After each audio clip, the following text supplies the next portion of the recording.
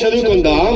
మత్తయి సువార్త 6వ అధ్యాయము 14వ వచనాన్ని మనం చదువుకుందాం.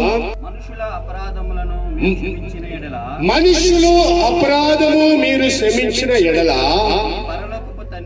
మీ పరలోకపు తండ్రియు మీ అపరాధములను క్షమించును. హల్లెలూయా.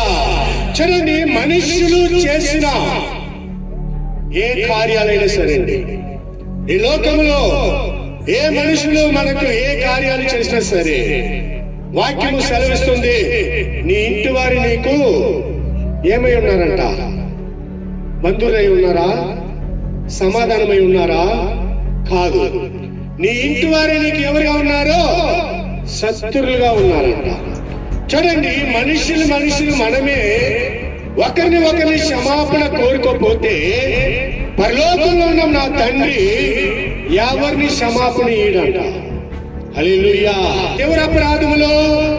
మన అపరాధములను దేవుడు క్షమించాలంటే నా ఎదుటున్న నా మనిషిని నేను క్షమిస్తేనే పరలోకంలో ఉన్న నా తండ్రి నన్ను క్షమిస్తాడు.